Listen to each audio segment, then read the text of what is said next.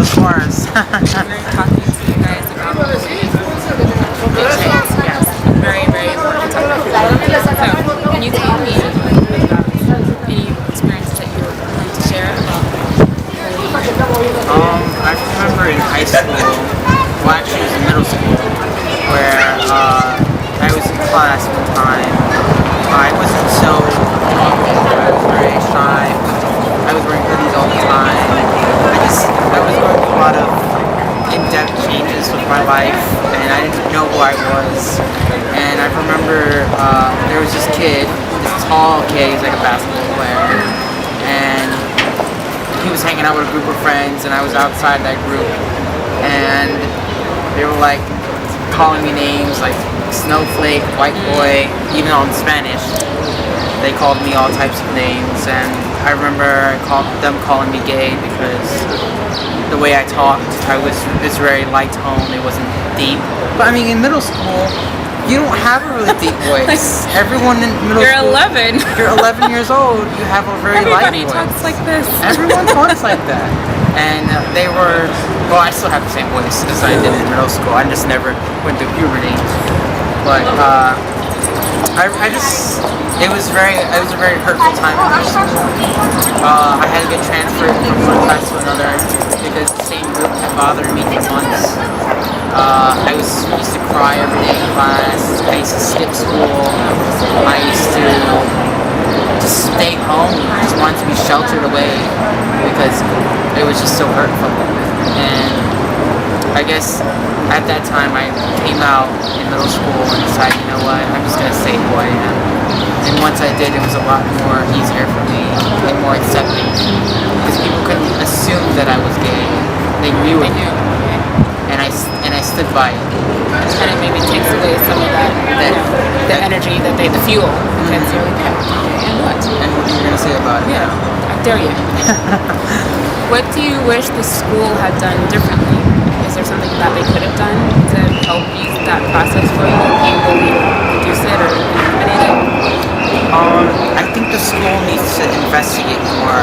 Not like go into the kids' diaries and stuff, or like look through their books, but listen to the kids. Watch what they're saying, because when the teacher turns their back once, I know there's so many students, but it's also better to get involved in that kind of, oh, let's see what they're talking about, because I don't want to make sure there's always that kid that's always being hurt behind the teacher's back. Yeah.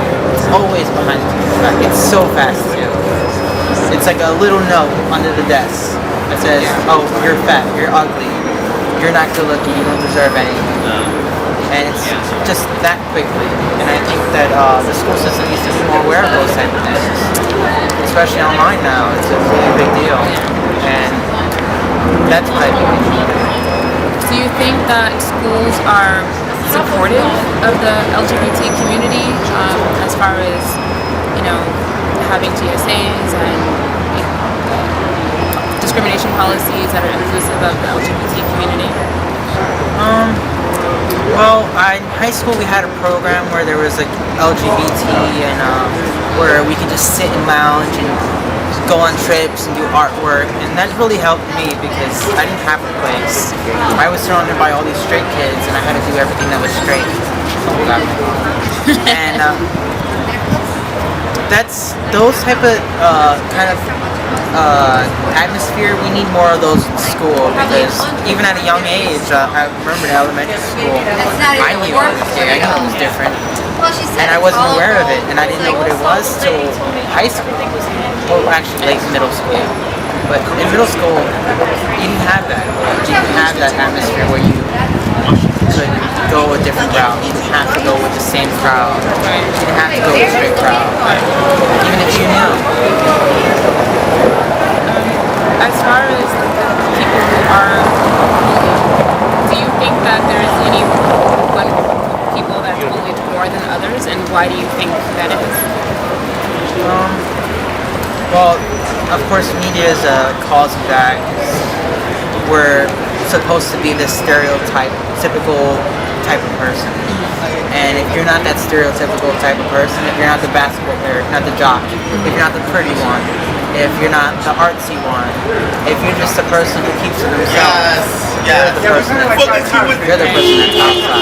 If you talk funny or anything, if you talk funny, if you look funny, anything, you can have your book bag can have a hole in it because you can't afford a book bag, Right. and you're pointed out for that. That's not your fault. That's your house. That's where you live. That's your parents who can't afford a new book bag, and that's what society does to you. You don't see it, and if you're LGBT, it's ignored.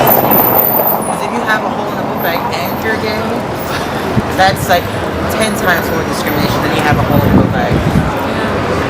It's because the old generation hasn't accepted that this is what it really is.